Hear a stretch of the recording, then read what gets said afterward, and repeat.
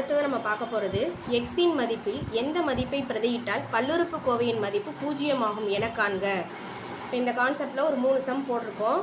முதல் சம் என்ன அப்படின்னு பார்த்தீங்கன்னா p of x is equal to 6x minus 1. இப்போ இங்கே இருக்கக்கூடிய எக்ஸோட மதிப்பில் ஏதோ ஒரு மதிப்பை இங்கே பிரதியிட்டோம் அப்படின்னா இந்த p of x வந்து 0 ஆகும் அப்படிங்கிறது தான் வந்து சம்மோட கான்செப்டு. இப்போ நான் p of x என்னவா எடுத்துக்கிறேன் அப்படின்னா is equal to 0 அப்படின்னு எடுத்துக்கிறேன். ஆல்ரெடி இங்கே p of x கொடுத்துருக்காங்க.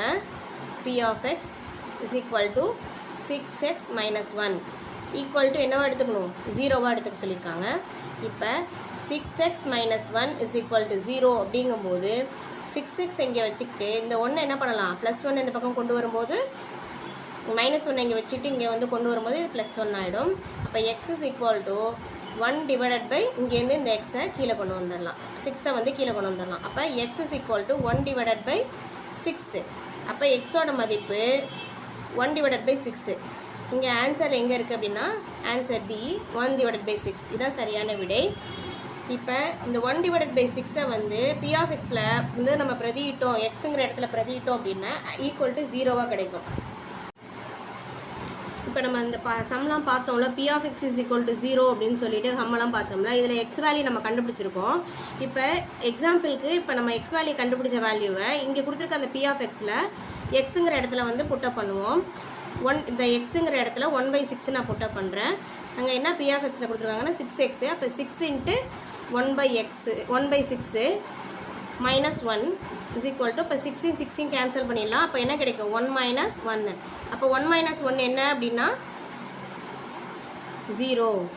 இப்போ அதனால தான் அவங்க p of x வந்து 0வாக கிடைக்கிது அப்படின்னு சொல்கிறாங்க. நெக்ஸ்ட்டு வந்து p of x is equal to 3x plus 9. இதில் வந்து இந்த கான்செப்ட்லேயும் அதே மாதிரி தான் p of x is equal to 0 அப்படிங்கும்போது p of x என்ன சம்மில் என்ன கொடுத்துருக்காங்கன்னா 3x plus 9 அப்படின்னு கொடுத்துருக்காங்க. இப்போ ஈக்குவல் டு 0 எடுத்துக்கணும். இப்போ 3x plus 9 is equal to 0 அப்படிங்கும்போது 3x இங்கேயே வச்சுக்கிட்டு இங்கே இருக்கிற +9 இங்கே போகும்போது -9 ஆகிடும். இப்போ x is equal to -9 divided by 3 அப்படின்னு கிடச்சிருது. இப்போ எக்ஸோட வேல்யூ கண்டுபிடிச்சிட்டோம்.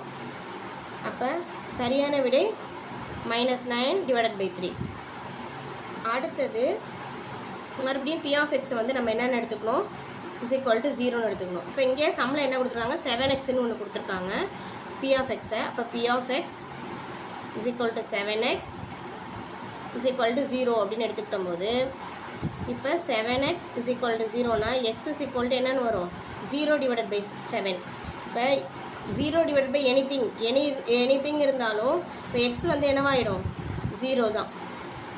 அப்போ சரியான விடை 0.